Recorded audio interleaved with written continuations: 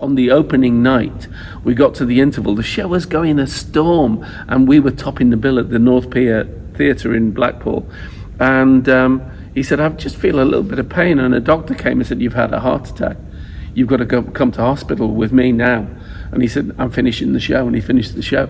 It started with a big ornate set and a drunk in the audience. And he got on stage and smashed the set to smithereens. Sometimes a little bit of, I don't really know.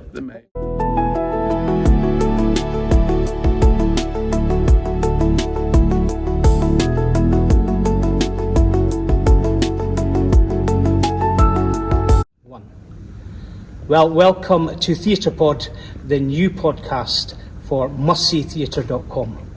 My name is Liam Rudden, and I'm in the Edinburgh Playhouse. What an amazing playhouse. Just look at this majestic theatre. Isn't that fantastic? And who better to join me on our very first podcast than one of my favourites. We've known each other about 20 years. I like to think we're friends now. Absolutely. Television, quiz shows, comedy, double act, musical theatre, straight acting. Is Les Dennis? Les, is there anything you don't do? Oh, I've done a bit of everything. I've even done opera just recently. And I have to say, this is a lovely theatre, and it's amazing? My first time in this theatre. I've done the festival before. We did Adam's Family at the festival. I did the King's Theatre with Gerard Kelly, did pantomime with Gerard here. So I've done this for the first time last night. So you've got your hat trick? Yes, and it's, I've been to most theatres around the UK. Yeah. The only ones on our tour that I haven't been to is this one, but I have now, and Llandudno that's coming up.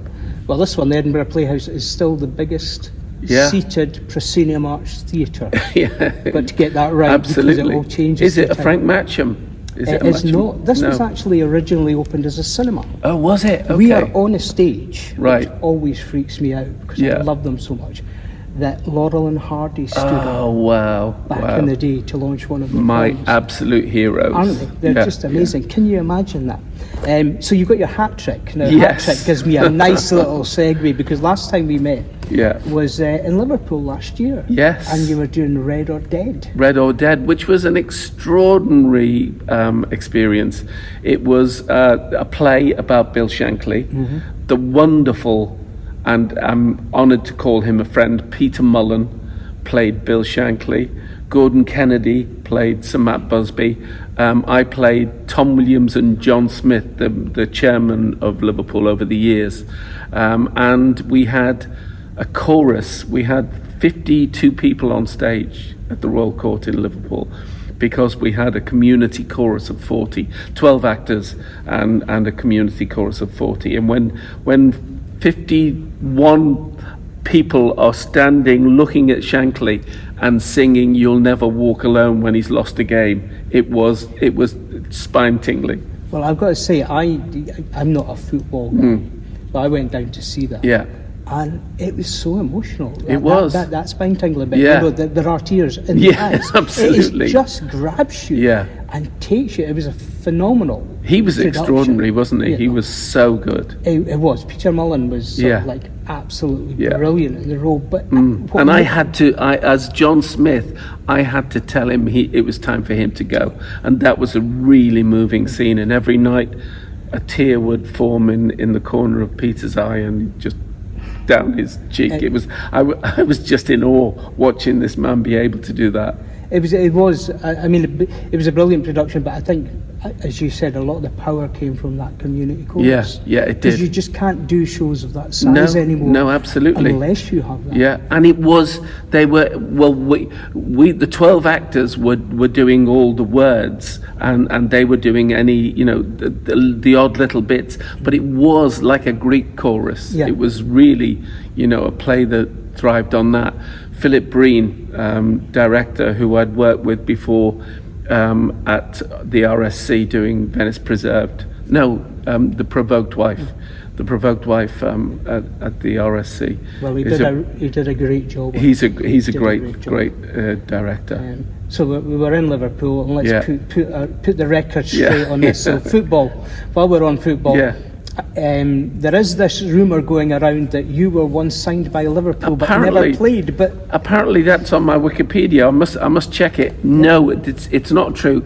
It's my dad who played for Liverpool in 1936, and I still have his contracts to this day, which I really cherish. And it says the said player Leslie Heseltine will receive £1 per week. So big money. Big money in those weeks. But and £1 if they scored a goal. If a player scored a goal, they'd double the wages. So they got a bonus for the goal. Did they get £1 for every goal? I wonder? I don't know whether that was the case. I don't know how many times my dad scored, but he certainly made the first team on occasions. I don't think he was always in the squad, but he. So we put the record straight. It was your dad. It was my dad. Was football a thing for you though? Did you enjoy football? Well, yeah, I did. My dad was, he played for Liverpool, but he was an Evertonian. He saw Dixie Dean score his 60th goal of the season, in the days when Dixie Dean scored 60 in one season, and I think my dad was in the boys' pen at Goodison for that.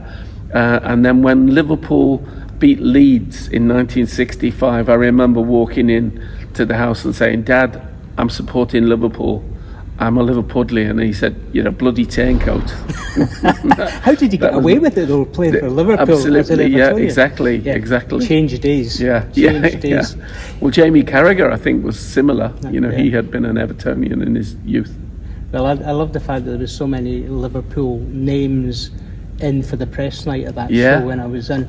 It brought you home for you, was theatre a big part of your growing up? It became a big part of my growing up. The first time I remember, I went to the Panto with a group. I think my dad was in there was a club in Liverpool, the Woodcutters, and we all went to see Panto, and I saw Tommy Steele in Panto, and I remember watching it as a kid and being enthralled.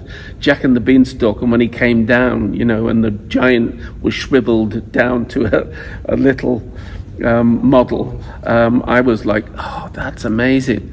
And then when I was about 7 or 8, my dad said, "We're going to the theatre tonight, we're going to the Royal Court." And I was like, what's the theatre? And we went to see Ken Dodd, at the Liverpool Royal Court Theatre, and that just made me sit there and go, I want to do that. That's what I want to do. Did you get out before midnight? I think we did, but I remember it was a school night as well. I remember we, I had to get up the next morning bleary-eyed and go to school, but I loved it, and eventually even got to become friends with Doddy, which was incredible. Because this is the thing, you started as a comedian working in the clubs and what have you, and does that all come from that moment as a kid seeing Doddy on the stage? Yeah, it did. I mean, seeing Doddy on stage was just, I thought, well, can I do that? And then when I went to school, I went to the same school that John Lennon had been to, Quarry Bank, where he started the Quarrymen, and I had the same headmaster. Bill Pobjoy was our headmaster, who'd been Lennon's headmaster, and we were all looking for his desk, but apparently Bill Pobjoy put it in storage, Lennon's desk. But Jimmy Tarbuck had been at that school as well. So I remember when I used to watch Sunday night at the London Palladium, I used to think, well, he's from Liverpool. His dad is a bookie. His dad was a bookmaker, and my dad worked for a bookmaker after working on the docks. And I remember thinking, well, if he can do it, maybe I can do it. And then I got to do the clubs and learn that way, and then eventually do summer season with one of my heroes, Jimmy Tarbuck. And somewhere along the way, you also met Dustin G. Yes, that was, we met very briefly on a show called Who Do You Do? Do you remember Who Do You Do? I do, yeah. Which was an impressionist show that had Freddie Starr, Little and Large, Peter Goodright, all the impressionists of the day. And I did 1 or 2 episodes of that, and I met Dustin on that. But we really met on Russ Abbott's Madhouse, and we shared a flat in Dorset Square in London, because I couldn't afford to stay in London when I was working there. And he said, "Oh, I've got a service flat, love, that I rent, so come and stay with me." So, and we worked together in doing sketches with Russ, but then they put us together as Vera and Mavis on the show and wrote sketches for us as Vera and Mavis in the pub. So that's how it all started. And was We came here, not to this theatre. We came to, I think it was the King's with Russ. We did Sunday. Was that the Madhouse? Yeah, the Madhouse days. Yeah, we came and did concerts, and people loved See You, Jimmy. In those days, I know. People say, "Why? How can an Englishman be doing that?" But Russ's mum was Scottish, so he had Scottish heritage.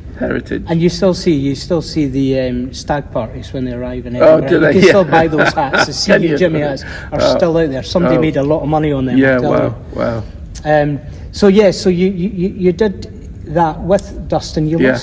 We lost Dustin very young, didn't we? I mean, it must have come as a huge shock to you. Well, it didn't come as a shock in the sense that we knew he had a condition. He had cardiomyopathy, which is an enlarged heart muscle, and he knew he was on borrowed time. When we did the Blackpool summer season in 1985, on the opening night, we got to the interval. The show was going a storm, and we were topping the bill at the North Pier Theatre in Blackpool, and he said, I just feel a little bit of pain. And a doctor came and said, you've had a heart attack. You've got to come to hospital with me now. And he said, I'm finishing the show. And he finished the show. And then in January, literally on the 1st of January, he collapsed in the dressing room and then died 2 days later. 43 years old. And, we were on the brink of something. People were calling us the new two Ronnies and the new Morecambe and Wise. And how old were you then? I was 10 years younger than, so I'd be 33. So you're still a young man. Yeah, so yeah. How do you deal with that, Liz? How do you come back from something like that? There must be in the moment you must think this is all gone. It's funny because I'd had 10 years on my own before I met Dustin. Then our partnership was 2.5-3 years, that's all, but very intense. Stratospheric. We were everywhere. Yeah. We were absolutely everywhere, and then suddenly we lost him, and I think I knew that I'd be okay, but I think audiences, because Eric had just gone a year before, and Eric and Ernie were so enmeshed with each other, I knew I'd be okay, but I didn't know how. I had to prove it to audiences. And I remember the first show I did was I worked with the Crankies in Birmingham at the Alex Theatre for a week, and I remember I opened my act with "I'm Still Standing," just to let them know that I'm okay. Yes, I'm okay. yeah. And then Family Fortunes came along that year, which was just a gift for me. What was that again? Never heard of it. That was another moment, I think. Would you say that was another moment that changed your life? It did, absolutely. I'd never thought of doing a game show, and I remember when it first came along, I thought, that's not me, I won't be any good at that. But Bob Monkhouse called me and handed the baton over, although there had been Max in between, but Bob called me and just said, make it your own. And, I eventually learned. At first I tried to do what Bob had done, which was do a joke for every single member of the family. But I suddenly learned that the humour comes out of the silly answers, and I looked down the camera saying, if it's up there, I'll give you the money myself, was what worked for me. And I did that for 15 years, Family Fortunes. And how many times does somebody walk down the street and go, all the time. It's like game show Tourette's. Do they still? Yeah. Is it still defeated now? I still get it, and sometimes a little bit of, I don't really know, the But Mavis. it shows you, I mean, they were both a while back now. Yeah, absolutely. But 2002 I finished Family Fortunes. They live on in people's memories. That's absolutely. the impact that you had. Yeah, exactly. So was it after Family Fortunes then that you thought you'd do what you were telling me earlier you always wanted to? You wanted to be on stage. I love the fact that you did school shows with your friend who was?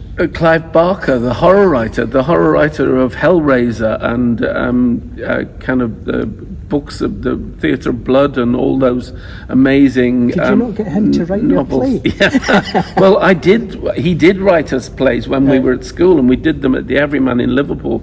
It's what you would call a profit share, but we didn't make any money. And were they as dark as his book? They were quite dark. They were dark farces because we'd done a farce at school, and so we did one called "Is There Anybody There?" And the guy Doug Bradley, who played Pinhead in those Hellraiser movies, was in it as well, because we were all at school together. So This was some school you were at. Yeah, Pinhead, John Lennon.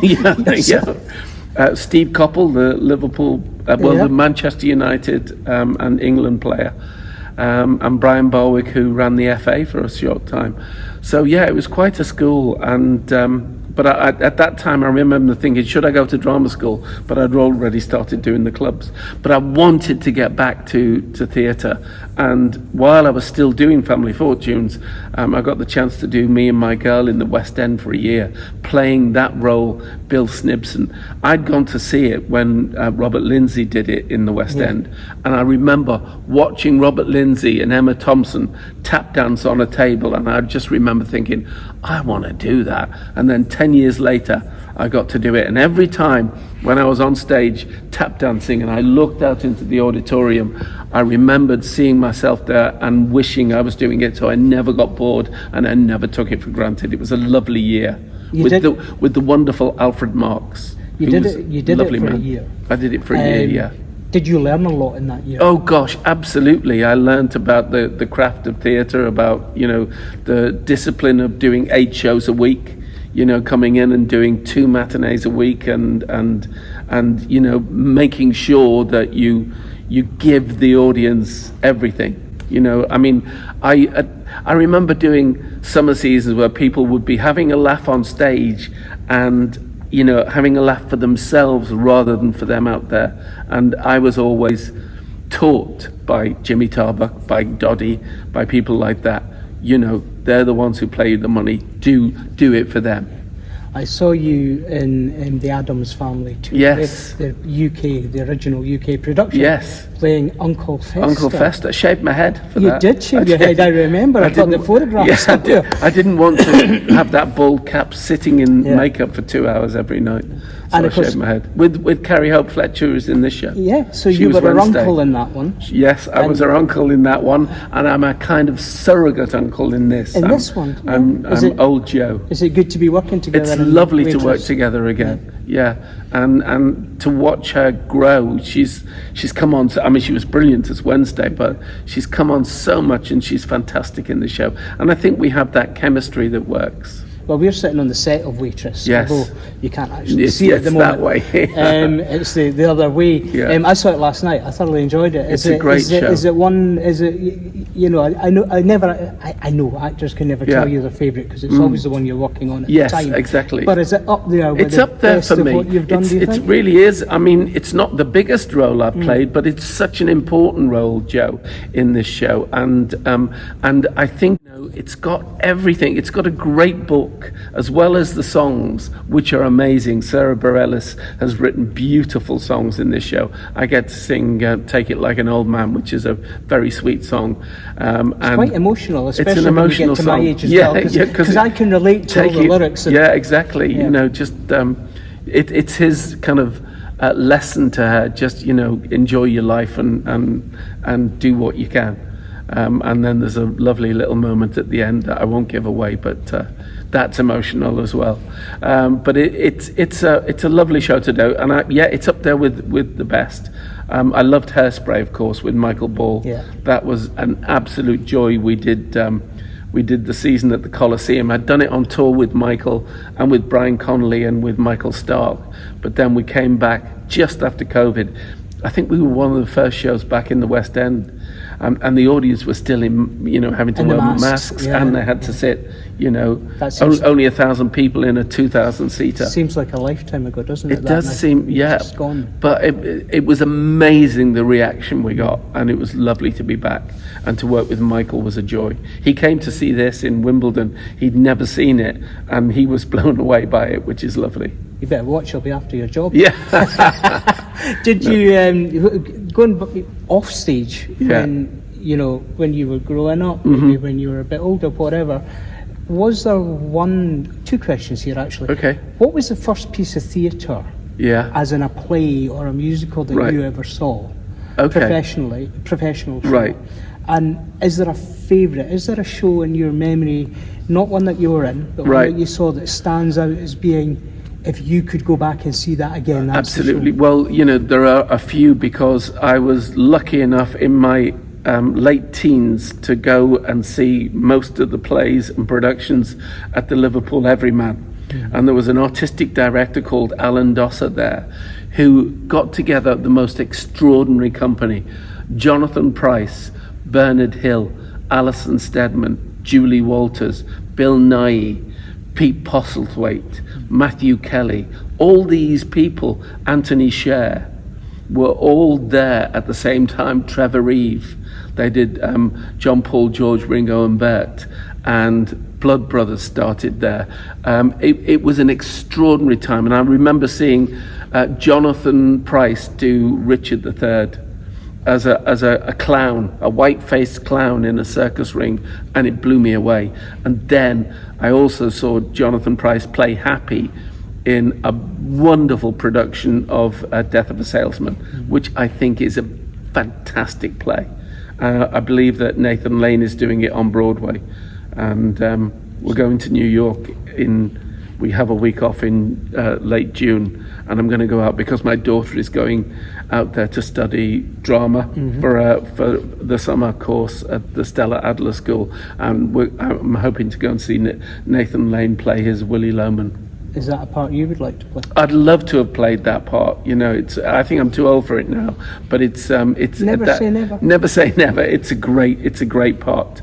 I did a play called Jigsy, which was a one-man play about a Liverpool comedian, Jackie Hamilton, and I coined the phrase he was Willie Showman.